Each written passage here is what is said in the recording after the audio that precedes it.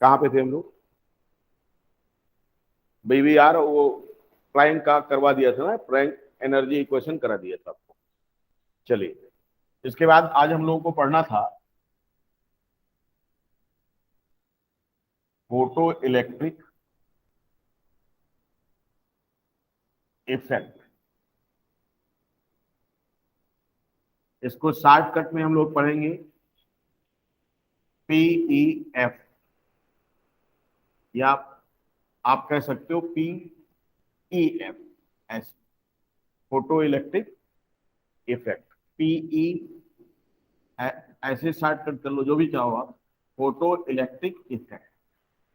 कभी कोई शॉर्टकट दे देता है ऐसे, तो समझ नहीं पाते बच्चे क्या चीज कह रहा है। फोटो इलेक्ट्रिक इफेक्ट हिंदी में इसको कहते हैं, जानते क्या? हिंदी में इसको कहा जाता है प्रकाश वैद्युत प्रभाव। प्रकाश वैद्युत प्रभाव, ठीक है। और फोटो इलेक्ट्रिक इफेक्ट को अगर ये पूछा जाए कि इसको किसने डिस्कवर किया था, तो क्या बताएंगे आप? प्लैंक नहीं, प्लैंक ने नहीं डिस्कवर किया था। जो पास आउट वाले हैं वो बोलो तुम लोग, फोटो इलेक्ट्रिक इफेक्ट को फर्स्ट ऑफ ऑल किसने डिस्कवर किया था? नहीं मालूम? हाँ हाँ, बोलो बोलो, सही बोल रहे हो यार। क्या? हाँ, यानी आप कह सकते हो एच हार्ट, ठीक है ना। First of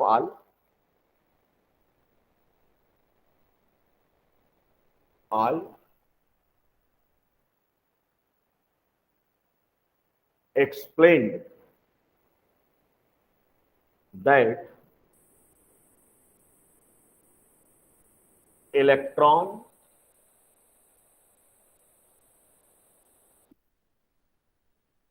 ejected from the metal surface if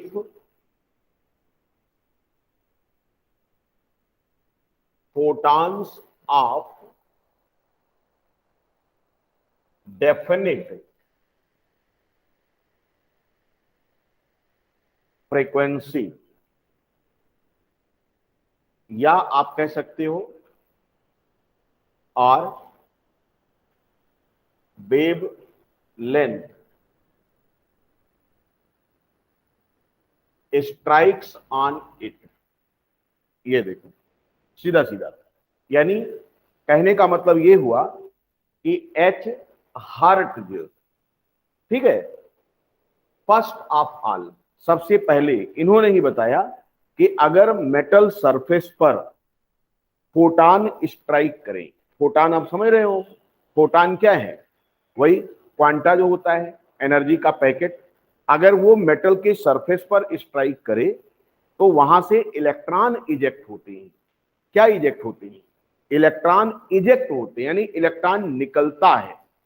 और इसी इजेक्शन को हम क्या कहते हैं? फोटो इलेक्ट्रिक इफेक्ट, या फोटो इजेक्शन ऑफ इलेक्ट्रॉन। यानी इन्होंने बोला कि जैसे ये आपका मेटल सरफेस है, सपोज करो, तो इन्होंने कहा कि इसके क्या होंगे? एटम होंगे। देखो, ये मेटल रॉड अगर है तो ये उसके क्या होंगे? एटम होंगे, ऐसे, ठीक है। ये एटम ऐसे लगे होंगे इसके, बात समझ रहे हैं। और यहां पर इसके क्या होंगे? ये इलेक्ट्रॉन होंगे। ये अगर आपके एटम हैं, मान लो ए करके, ये आपके एटम है, इसके मेटल ए है जिसके एटम ए हैं, और हर एक एटम का जो आउटर मोस्ट सेल है उसमें क्या प्रेजेंट है? इलेक्ट्रॉन प्रेजेंट है। तो इन्होंने बोला कि अगर इस पर ऐसे फोटान स्ट्राइक करता है तो ये इलेक्ट्रॉन जो होंगे वो आपके ऐसे बाहर निकल आते हैं, इस तरीके से। यानी ये एनर्जी आई इलेक्ट्रॉन ने उस एनर्जी को कैप्चर किया और उसके बाद ये इलेक्ट्रॉन इसके आउटर मोस्ट सेल को छोड़कर बाहर निकल आया। तो इसे हम क्या कहते हैं? इसे अपन बोलेंगे फोटो इलेक्ट्रॉन। क्यों? क्योंकि by the action of photon, ये फोटॉन है, इसके पास एक डेफिनिट फ्रीक्वेंसी है। जो फोटॉन डेफिनिट फ्रीक्वेंसी वाला है, डेफिनिट क्यों कहा? क्योंकि अगर उससे कम फ्रीक्वेंसी वाला आएगा तो हो सकता है इलेक्ट्रॉन इजेक्ट ही ना हो। अभी आगे हम इसको एक्सप्लेन करेंगे। तो यहां इन्होंने ये कहा कि if photon having definite wavelength और frequency strike on metal surface, electron ejected from the outer most shell of atom.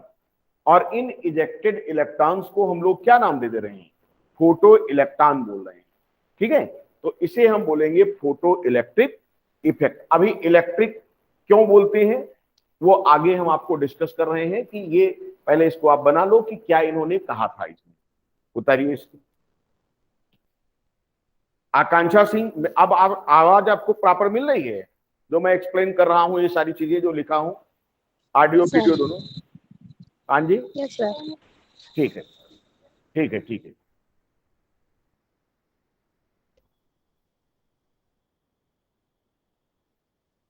ये मेटल की सीट है जिसके ये एटम लगे हुए हैं, क्योंकि एटम आपस में इंटरेक्ट होंगे तभी तो सॉलिड बना होगा ये।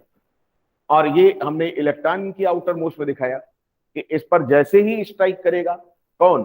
फोटॉन, जिसके पास क्या हो? डेफिनिट फ्रीक्वेंसी या डेफिनिट वेवलेंथ। तो ये क्या करेगा? ये एनर्जियां ट्रांसफर हो जाती है इनको, और जब इनको ट्रांसफर हो जाएगी तो इलेक्ट्रॉन की एनर्जी क्या हो जाएगी? बढ़ेगी। और इलेक्ट्रॉन की एनर्जी जब बढ़ जाती है तो वो क्या करेगा? वो कहीं और स्थान पे जाकर के एंजॉय करना चाहेगा। और स्थान पे एंजॉय करने का मतलब क्या? जहां पर उसके लेवल वाली एनर्जी हो। जैसे सपोज दैट कि आप अभी इस क्लास में, जैसे मान लो आप अपने घर में हो, समझ रहे हैं आप? आपको उस घर में बांधे रखने का काम कौन कर रहा है? आपका पेरेंट। यहां पर एटम का पेरेंट कौन होगा? उसका न्यूक्लियस। ठीक, आगे बोर्ड में हम पढ़ाएंगे उसको। तो न्यूक्लियस जो होता है पॉजिटिवली चार्ज है, और वो इलेक्ट्रॉन को अपनी तरफ क्या किया है? अट्रैक्ट किया है।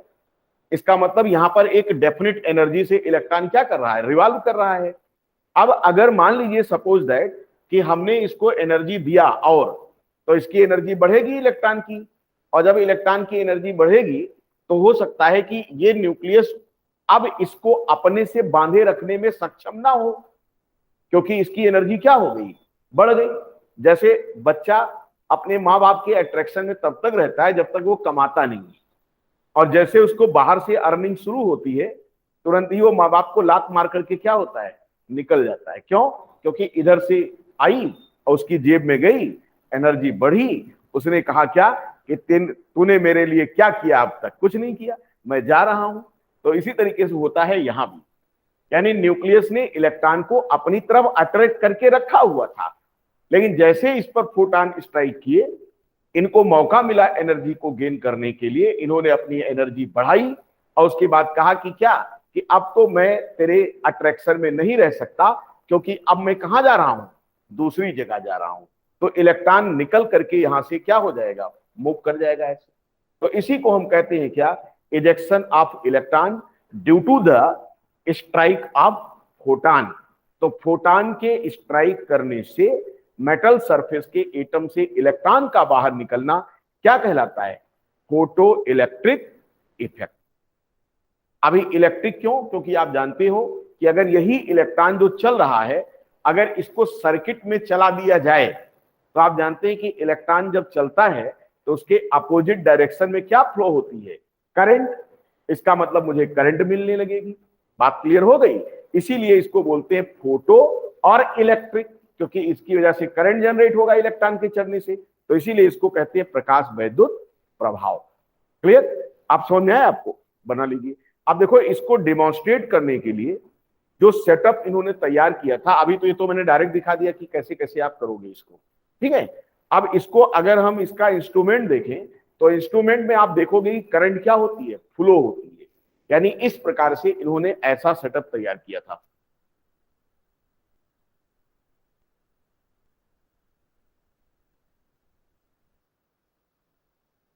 देखिए किताब में डायग्राम जैसे ही बनाया गया हो उससे कोई लेना देना नहीं हमको, हम आपको यहां पर जो डायग्राम बना रहे हैं उसको बनाइए।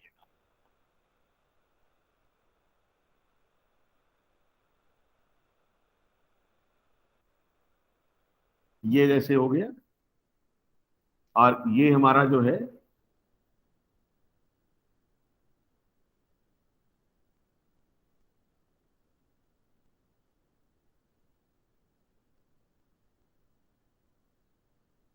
ये हमारी हो गई मेटल रॉड, ठीक है। और यहां पर हम एक ऐसा स्ट्रक्चर बना के यहां लगा, और इसको मैंने कनेक्ट किया है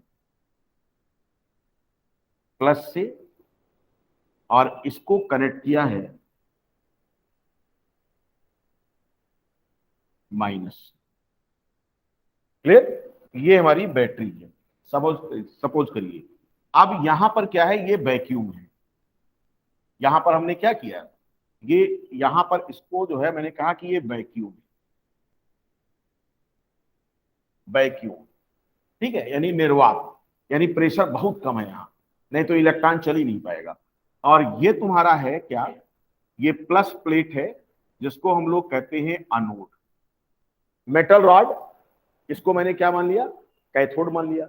अब इस पर क्या किया गया कि यहां से ये आपके ये फोटान आ रहे हैं, ऐसे ये फोटान आ रहे हैं ऐसे, और यहां से इजेक्शन हो रहा है इलेक्ट्रॉन का। ये इलेक्ट्रॉन ऐसे चलता है, यानी माइनस से, मेटल रॉड हमारी कैसी है, माइनस, यहाँ से इलेक्ट्रॉन क्या हो रहा है, निकल निकल करके इधर की तरफ चल रहे हैं, क्योंकि ये प्लस है तो इनको अट्रैक्ट करेगा। जो इलेक्ट्रॉन निकलेगा उसके लिए ये अट्रैक्शन का काम कर रहा है। तो क्या होगा, धीरे धीरे इलेक्ट्रॉन क्या हो जाएंगे, चलना शुरू करेंगे। और जब यहाँ पर ये चलना शुरू करेंगे, यानी ये इलेक्ट्रॉन की डायरेक्शन ये होगा, तो करंट की डायरेक्शन क्या होगी, करंट की डायरेक्शन हमारी जो है इसके अपोजिट चलेगी। यानी आपका जो है इलेक्ट्रॉन, इसको ऐसे कर लेते हैं, ये इलेक्ट्रॉन की डायरेक्शन है, तो ये आपकी करंट की डायरेक्शन, इस तरीके से। यानी ये लगातार लाइट पड़ती रहेगी इस पर, इलेक्ट्रॉन यहां से निकल करके सर्किट को कंप्लीट करते रहेंगे, और सर्किट में अपोजिट डायरेक्शन में करंट क्या होगी, फ्लो करती रहेगी। और ये आपका एक प्रकार का घरों में जो सोलर सिस्टम लगाया जाता है, कभी आप देखो सोलर सिस्टम, तो सोलर पैनल हमारा यही है, सोलर पैनल है ये। और ये बीच में बैटरी लगा करके इसको हम लोग क्या कर रहे हैं, चार्ज कर ले रहे हैं। और जब इसको इन्वर्टर ऑन करेंगे तो बैटरी से करंट लेकर के हमारे जितने घर में इंस्ट्रूमेंट हैं उनको सबको ये क्या करेगा, चलाएगा आपको। बात क्लियर हुई? उतारो इसको, ये दिखा दीजिएगा, यहां आप दिखा दो, ये सन है, सूरज भगवान, ये देखिए यहां से फोटान आ रहा है, ये फोटान है। इलेक्ट्रॉन के चलने की अपोजिट डायरेक्शन में करंट फ्लो होता है, इतना आपको ध्यान रखना है। तो ये आपका हो गया क्या, ये जो सेटअप है ये आपका रिप्रेजेंट कर रहा है फोटो इलेक्ट्रिक इफेक्ट।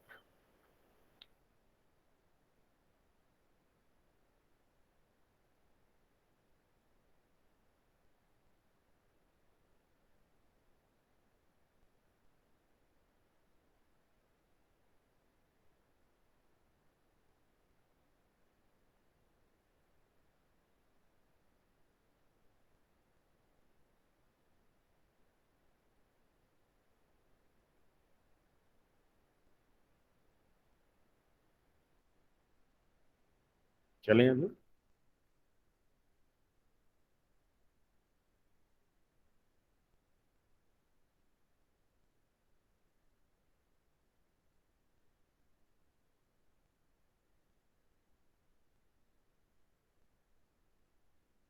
अब देखो इसके कुछ कैरेक्टरिस्टिक्स हम लोग पढ़ेंगे।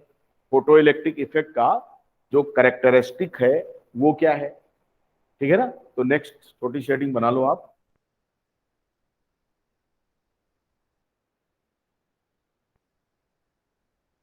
इंपॉर्टेंट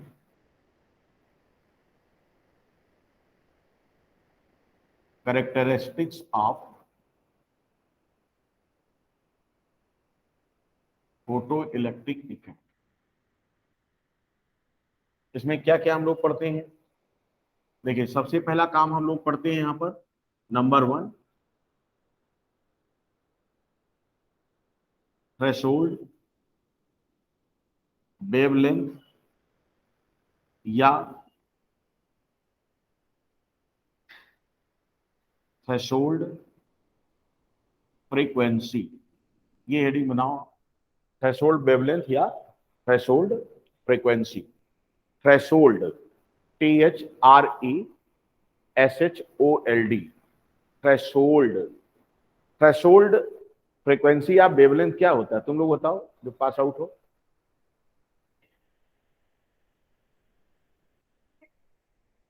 मैक्सिमम पर तो कुछ भी हो सकता है। जैसे मान लो तुम्हारा तुम्हारा गार्जियन तुमको 10 रुपए से अपनी तरफ अट्रैक्ट किया है, और मैं 10 लाख लेके आ जाऊंगा, तुम क्या करोगे, उधर से छोड़ के भाग के हमारी तरफ आ जाओगे। मैक्सिमम नहीं बोलेंगे आप, थ्रेशोल्ड हमेशा मिनिमम से होता है। हाँ, यानी कहने का मतलब ये हुआ कि जो फोटान है जो स्ट्राइक कर रहा मेटल सरफेस पर, अगर उसके पास वो मिनिमम वेवलेंथ नहीं होगा, ठीक है, तो वो आपका जो है इलेक्ट्रॉन को इजेक्ट करा ही नहीं पाएगा। जैसे मान लिया जाए कि आपका गार्जियन 100 रुपए दे करके रोज आपको क्या करता, अपनी तरफ अट्रैक्ट किया है, और हम आए बाहर से और आपको 10 रुपया दे और कह दे चलो मेरे साथ, तो आप क्या चले आओगे, उधर तुम्हें 100 रुपए से खींचा है और इधर से हम आपको क्या दे रहे हैं, 10 रुपए।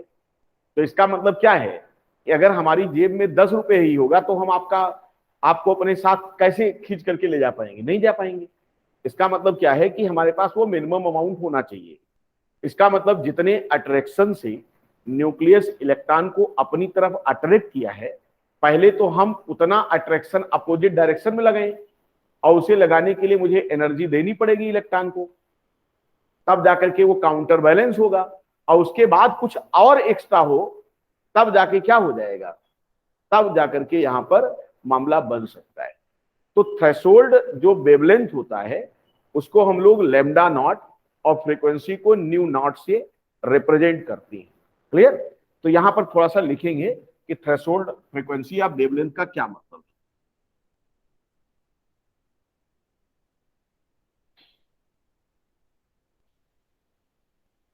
देखो लिखेंगे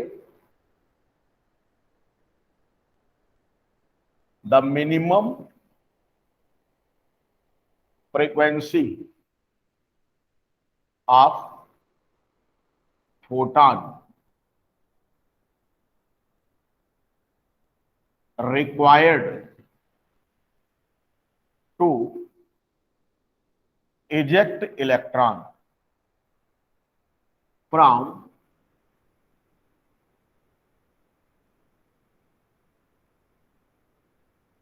a metal surface is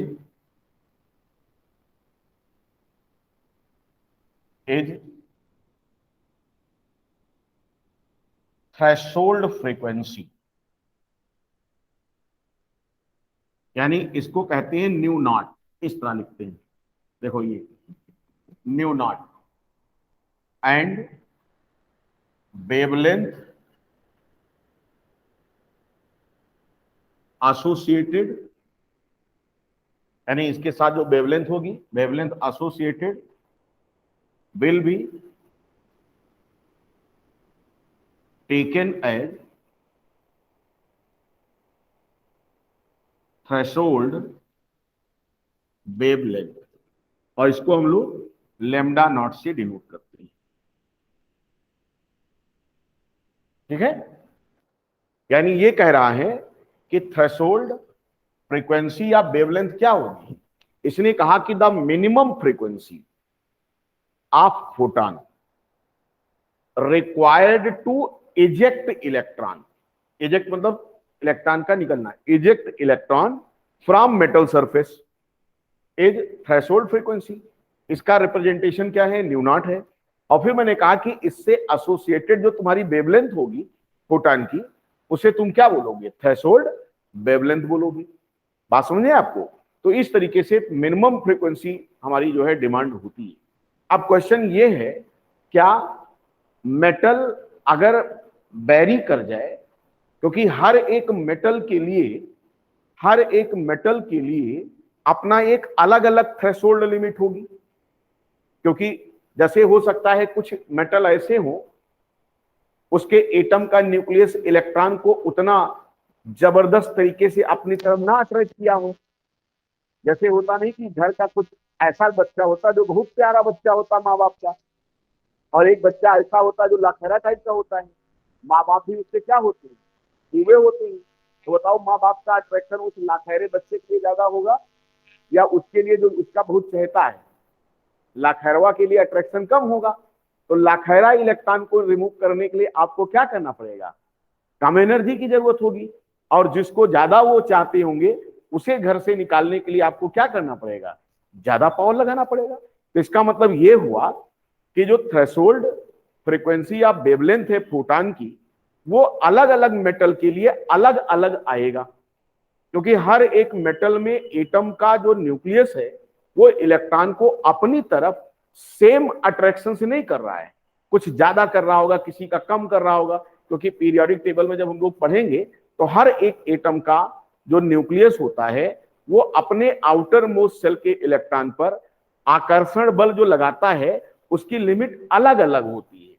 तो मान लिया जाए सपोज दैट हमने आयरन रॉड ले लिया, सपोज दैट मैंने सोडियम रॉड ले लिया, सपोज दैट मैंने सीजियम की प्लेट बना ली, सपोज दैट मैं नॉन मेटल का बना लूं। तो अब यहां पर क्या होगा, जो इलेक्ट्रॉन को लूज करने की टेंडेंसी वाला होगा, यानी जो मेटल एटम इलेक्ट्रॉन को अपने से आसानी से लूज करने वाला होगा, उस पर अगर मैं फोटॉन को स्ट्राइक कराता हूं तो हो सकता है वहां पर कम ही फ्रीक्वेंसी वाला फोटॉन क्या हो जाए, काम कर जाए, क्योंकि वो पहले से मेटल कह रहा है क्या कि मेरे से निकाल लो, मेरे से निकाल लो। इसका मतलब ये हुआ कि थ्रेशोल्ड फ्रीक्वेंसी जो होगी हर एक मेटल के लिए अलग अलग आएगी। इसीलिए मैंने यहां लिखा कि कैरेक्टरिस्टिक, क्योंकि आप जानते हो कि ये थ्रेशोल्ड फ्रीक्वेंसी या वेवलेंथ हर एक मेटल के लिए फिक्स नहीं होगी, यानी सेम वैल्यू इसकी नहीं आएगी। अलग अलग मेटल रॉड के लिए, अलग अलग मेटल मटेरियल के लिए हमारी थ्रेशोल्ड फ्रीक्वेंसी क्या होगी, अलग अलग आएगी। क्लियर? तो एक पॉइंट नोट करके यहां पर लिखो, और लिखेंगे threshold frequency is fixed for a particular metal, that means vary from metal to metal, हर एक मेटल के लिए अलग अलग आएगा।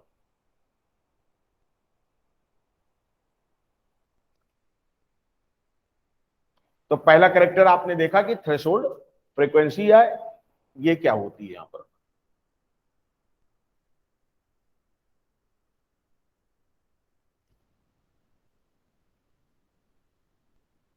दूसरा चीज हम यहां पर लिखेंगे क्या, नंबर 2, वो हमारा होता है वर्क फंक्शन।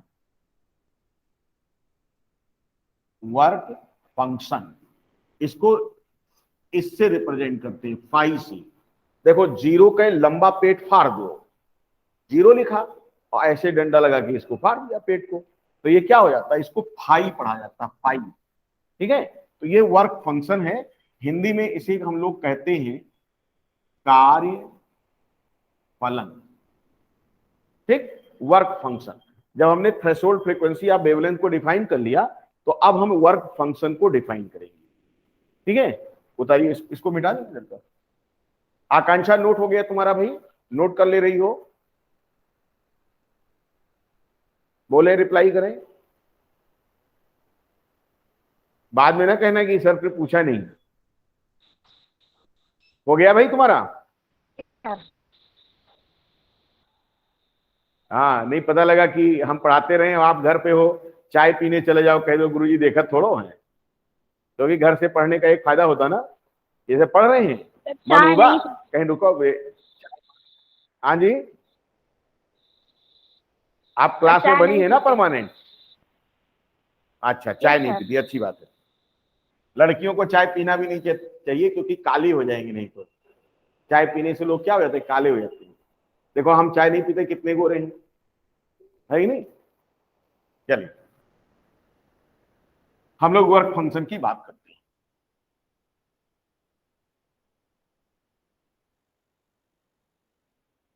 देखो, समझो इसको। Energy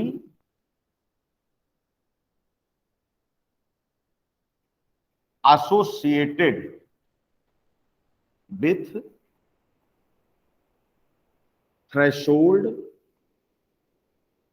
frequency is taken as work function.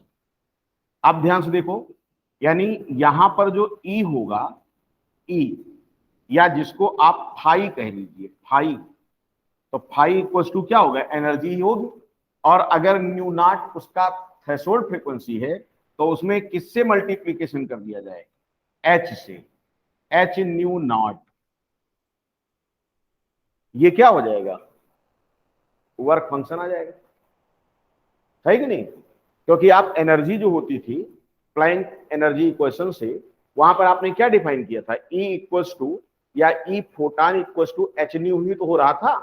तो फोटान की अगर वेवलेंथ या फ्रीक्वेंसी न्यू नॉट है, तो इसको हम क्या लिख सकते हैं, एच न्यू नॉट। या आप अब न्यू नॉट को आप चेंज कर दो लेमडा से, या इसको आप लिख लो क्या, फाई इक्वल्स टू क्या, एच सी। ये तो वैल्यू फिक्स होगी, सी क्या है, स्पीड ऑफ लाइट। और यहां क्या करोगे आप, लेमडा नॉट लिख सकते हो। कोई डाउट किसी को? देखिए,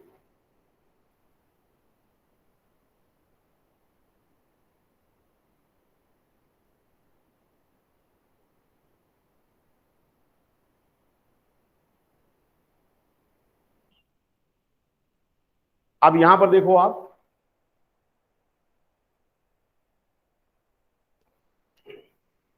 यहां पर हम लोग ये देखेंगे कि एक टर्म आता है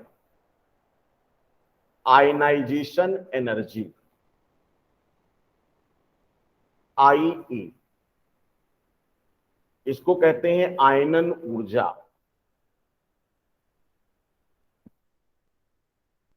देखो समझो, अगर मान लिया ये मेटल सरफेस के एटम है, मान लो एम है, क्लियर। और यहां से अगर आप इलेक्ट्रॉन निकलवाना चाहते हो, तो इस पर क्या दे रहे हो, फोटान को स्ट्राइक कर रहे हैं आप। तो फोटान को स्ट्राइक करिए या एनर्जी दीजिए। तो यहां पर आप आईई इसको सप्लाई करेंगे। और अब इसका जो ये इलेक्ट्रॉन, अगर मैं ऐसे कर लूं, ये इलेक्ट्रॉन कर लूं इसका, तो यहां से ये एक इलेक्ट्रॉन निकल जाएगा। ध्यान रहे, ये गैसीय स्टेज में है। तो यहां पर देखो आयनाइजेशन एनर्जी क्या होगी, इसको एनर्जाइज किया गया, तो इसका ये इलेक्ट्रॉन निकल गया, और ये ऐसा हो, ये हो गया एफ एम प्लस। क्यों? क्योंकि एक इलेक्ट्रॉन आपने निकाला, एक सिंगल प्लस आ गया इस पर। ये देखिए हो गया, क्लियर। तो इस प्रोसेस को हम लोग क्या कहते हैं, आयनाइजेशन कहते हैं। यानी एटम से इलेक्ट्रॉन का बाहर निकलना क्या कहलाता है, आयनाइजेशन। और आप जानते हैं कि आयनाइजेशन में इलेक्ट्रॉन अगर इजेक्ट हो रहा, निकल रहा है, तो उसे आपको बाहर से क्या देनी पड़ेगी, एनर्जी देनी पड़ेगी। यानी ये एक प्रकार का ऐसा प्रोसेस है जिसमें एनर्जी की डिमांड होगी। क्यों? क्योंकि न्यूक्लियस इलेक्ट्रॉन को अपनी तरफ खींचे है ताकत लगा के, और इसे अगर इससे दूर ले जाना है, तो आपको क्या करना पड़ेगा, अपोजिट डायरेक्शन में फोर्स लगाना होगा। तो यहां पर आप देखो, इसकी डेफिनेशन हम लोग कैसे बनाएंगे। अगर आयनाइजेशन एनर्जी की डेफिनेशन तुमको बनानी हो, तो आप क्या कह सकते हो, देखो, आप कह सकते हो कि minimum minimum amount of energy, minimum amount of energy required to remove electron from outermost shell of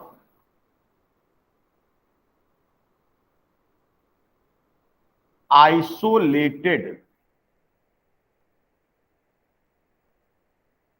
gaseous atom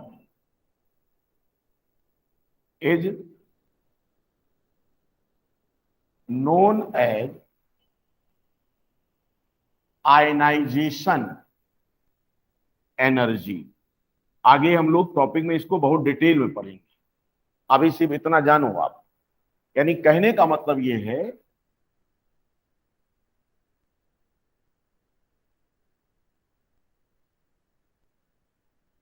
यहां पर देखो, IE value is minimum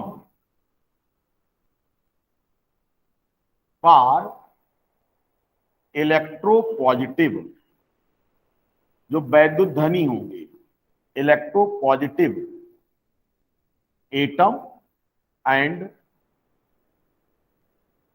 maximum for electro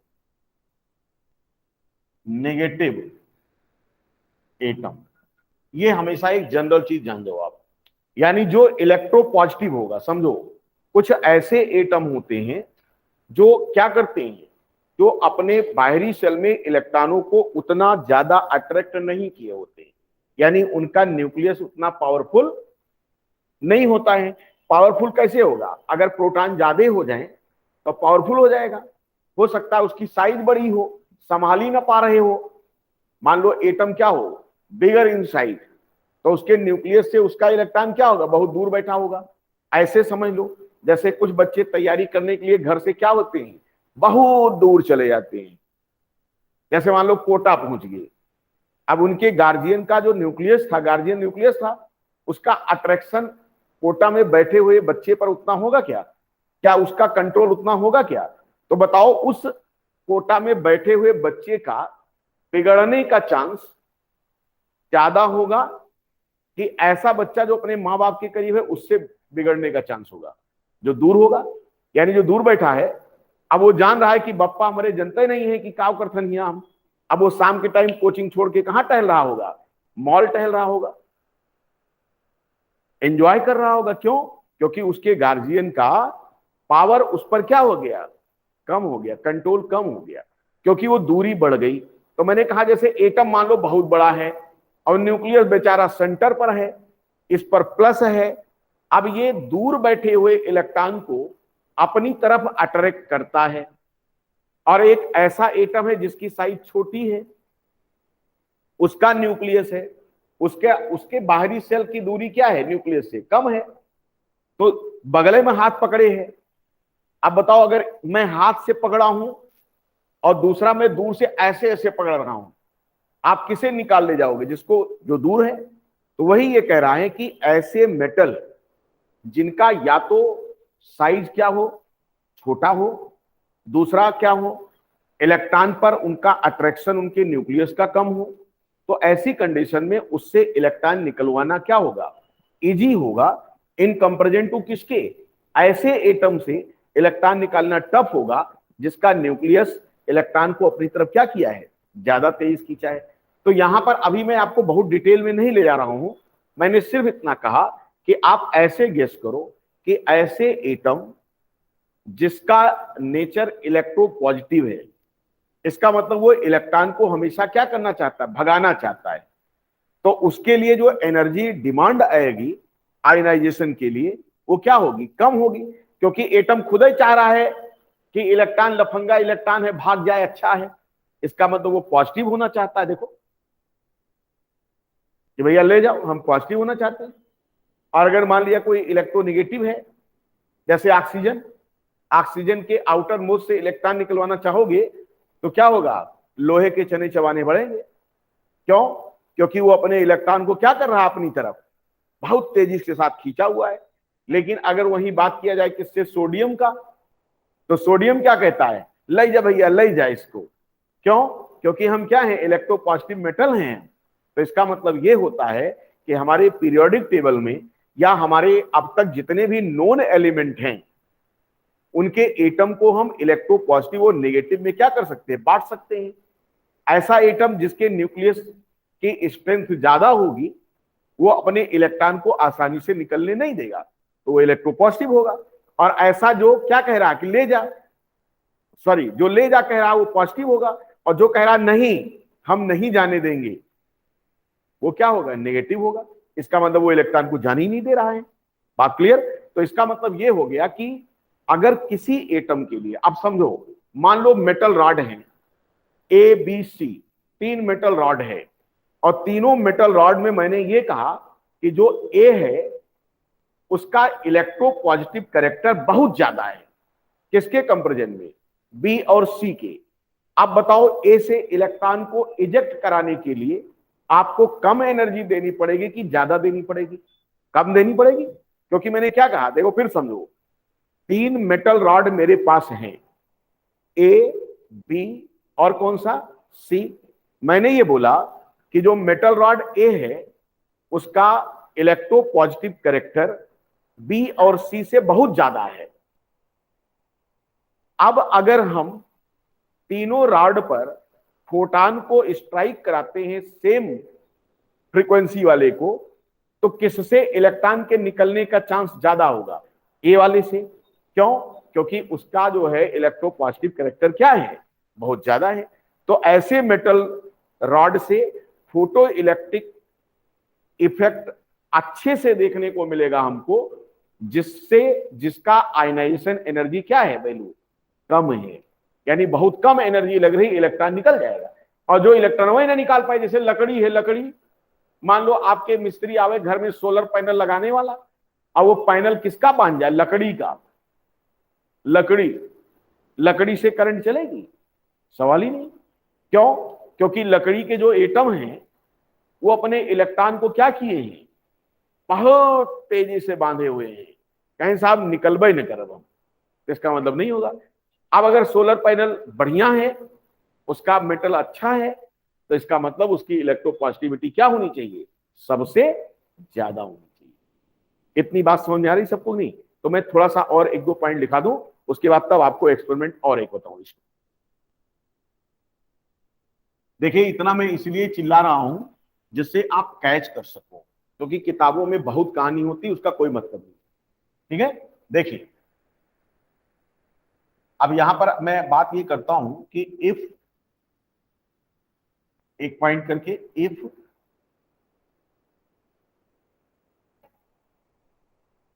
electron का इजेक्शन हमेशा गैसियस फॉर्म में ही होता है, पहले वो गर्म होकर सॉलिड जो है मेल्ट करेगा इस तरीके से, क्योंकि जल्दी से नहीं निकलता, या तो वोल्टेज फिर बहुत हाई लगाई है। इसीलिए जब आयनाइजेशन की बात करेंगे हम लोग, तो एटम का आयनाइजेशन हमेशा गैसियस स्टेट में होता है, यानी वो एटम पहले फ्री होगा, अदरवाइज इसके पहले नहीं हो सकता वो। लेकिन अब मेटल से क्यों निकलता है, क्योंकि हाई फ्रीक्वेंसी उसमें देते हैं हम लोग। तो यहां पर देखो, if 3 metal rod A B and C is taken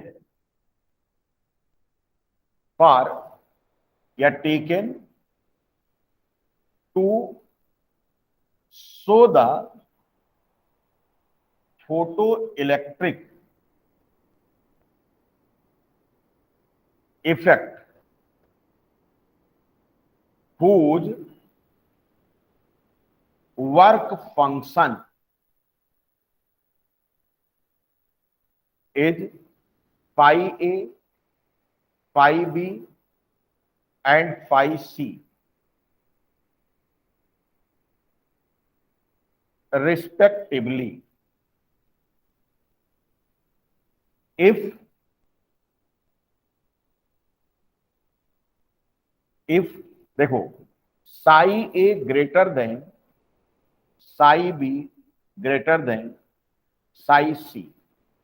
मान लो मेटल रॉड ए जो है उसके लिए वर्क फंक्शन साई ए हुआ, इसकी वैल्यू इससे इससे ज्यादा है, ठीक है। Then metal rod C C shows photo electric effect first of all.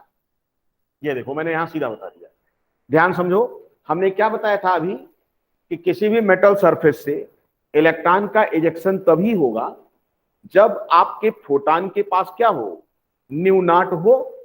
बात समझो, न्यू नॉट हो तो न्यू नॉट के करेस्पॉन्ड एनर्जी क्या होगी, वर्क फंक्शन ही तो होगा। तो यहां मैंने ये बोला कि 3 मेटल रॉड है जिसका वर्क फंक्शन क्रमशः क्या है, साई ए साई बी और साई सी। और हमारे पास रिलेशनशिप जो आ रहा है वो ये है कि psi A greater than psi B greater than psi C. अब अगर इन तीनों मेटल रॉड पर सेम फोटान हम डालें, यानी कहने का मतलब ऐसे देखो,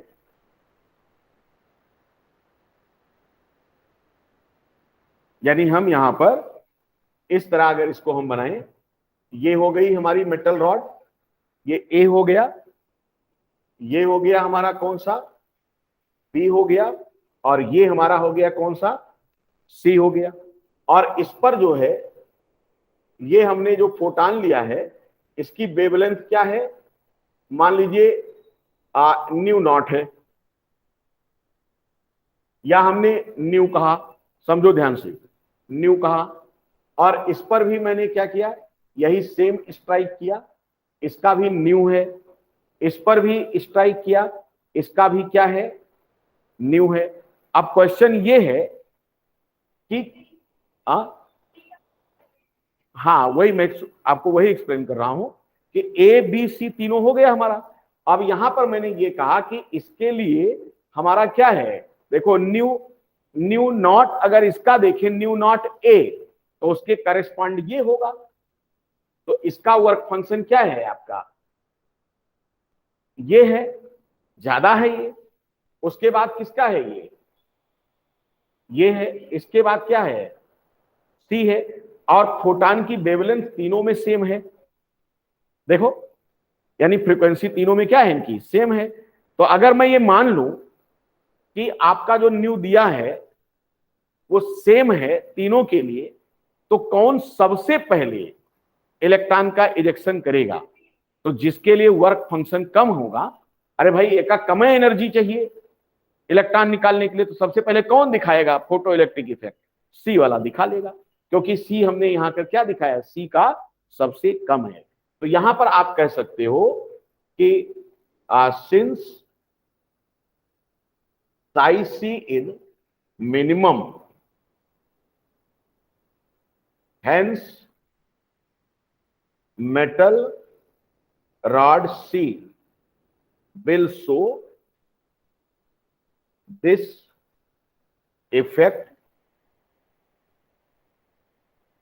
first of all if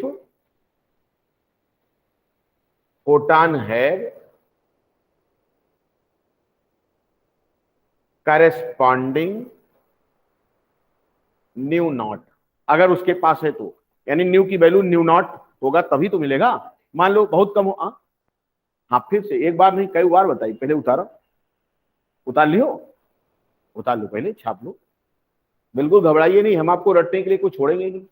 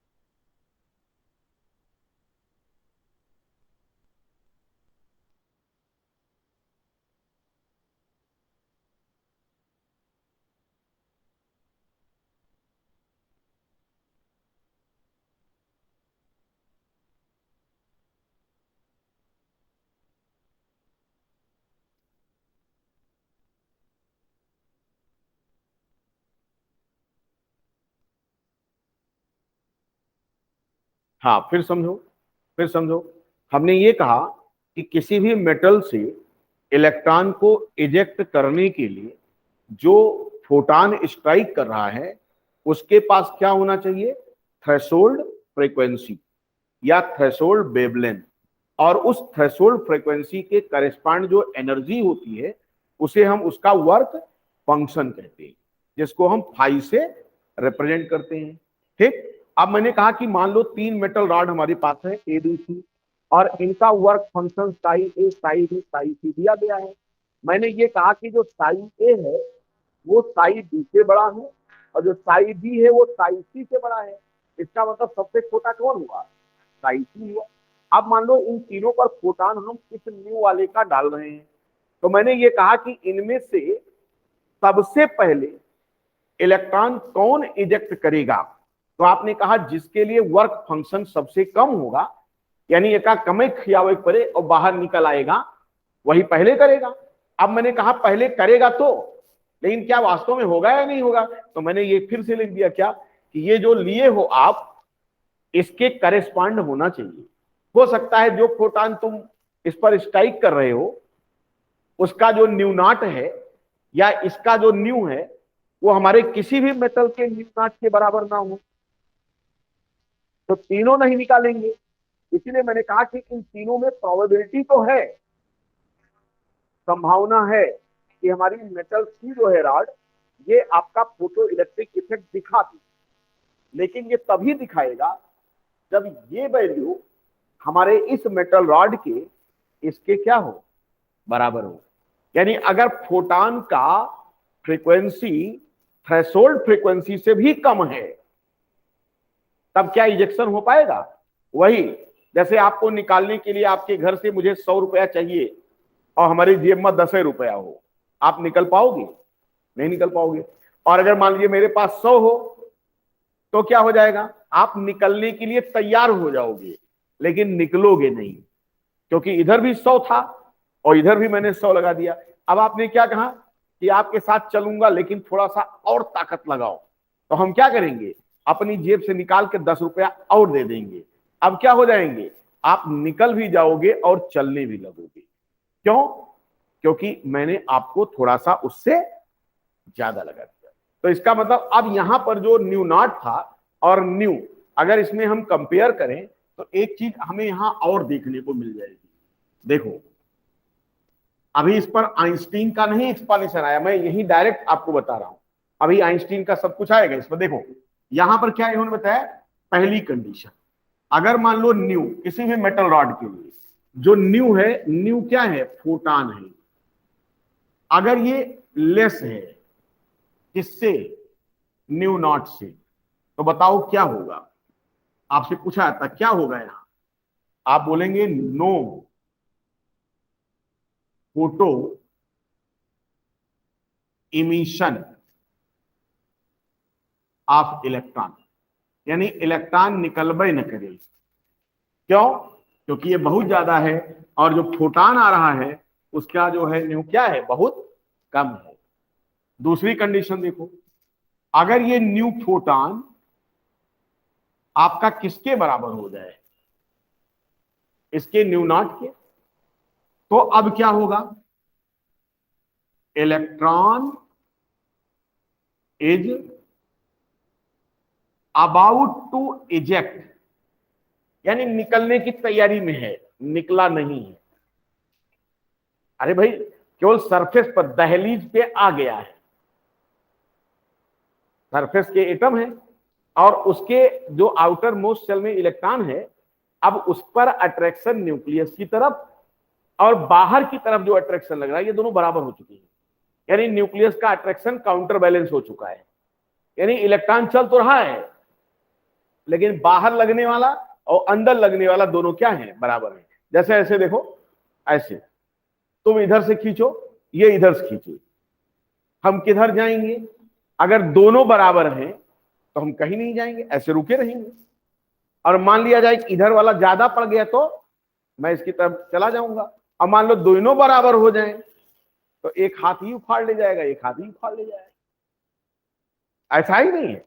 तो वही चीज यहां बताया जा रहा है कि अगर मान लिया जाए कि आने वाले फोटान के पास जो फ्रीक्वेंसी है वो हमारे मेटल के लिए जो रिक्वायर्ड फ्रीक्वेंसी है न्यू नॉट उसके बराबर हो जाए तो इलेक्ट्रॉनवा क्या हो जाएगा, तैयार हो जाएगा निकलने के लिए, लेकिन अभी निकला नहीं है। और अब अगर मान लिया जाए तीसरी कंडीशन आ जाए, क्या, न्यू फोटॉन क्या हो जाए, ये देखो ज्यादा हो गया। अब इस केस में क्या हो जाएगा, इलेक्ट्रॉन इजेक्ट एंड ट्रेवल, चलेगा भी ट्रेवल विथ फिक्स्ड एनर्जी, चलना भी शुरू कर दिया, यानी इफेक्ट मिलेगा यहां। अब बात समझ में आई आपको? तो यहां से आपको इस तरह का क्वेश्चन भी बना के दे देता है कि अगर मान लीजिए कि स्ट्राइकिंग फोटान की जो फ्रीक्वेंसी है वो हमारे थ्रेशोल्ड फ्रीक्वेंसी से बहुत कम हो तो क्या होगा, तो आप बताएंगे कुछ नहीं होगा, यानी इलेक्ट्रॉन ना चलने के लिए तैयार हुए और ना निकले, दोनों चीज। यहां क्या है, कहीं साहब इलेक्ट्रॉन निकलने के लिए तैयार तो है लेकिन अभी चल नहीं रहा है, वहां से बाहर तरफ नहीं आया। और यहां क्या है, कहीं साहब अब तैयारी वारी खत्म, अब निकल गए, हाथ से क्या हुआ, कहीं नहीं, बच्चा हाथ से निकल गया, क्यों, क्योंकि हमारा अट्रैक्शन क्या हो गया, उसका कम हो गया। तो ये सारी चीजें आप उतार लो, इस पर क्वेश्चन ऐसे बना के पूछता है। इसके बाद फिर अब मेटल का कंपैरिजन हम कराएंगे, इलेक्ट्रॉन वोल्ट में एनर्जी दे करके आपको कुछ न्यूमेरिकल करवाएंगे उस पर, और फिर अगला एक्सपेरिमेंट हमारा होगा आइंस्टीन इक्वेशन इस पर। हाँ हाँ, काइनेटिक एनर्जी है जीरो जब दोनों बराबर। अरे वो हमारा कुछ होबे नहीं करे, कौन काइनेटिक, अरे जब इलेक्ट्रॉन, नहीं भाई माइनस में हो गई सब, चलबे नहीं करे, बाहर तरफ नहीं जाएगा वो, ठीक है। आकांक्षा आपको समझ में आ रही थी बातें हम लोगों की? Yes sir. चलिए, धन्यवाद, टेक Yes, sir. केयर, अगले दिन फिर मिलते हैं, जय हिंद।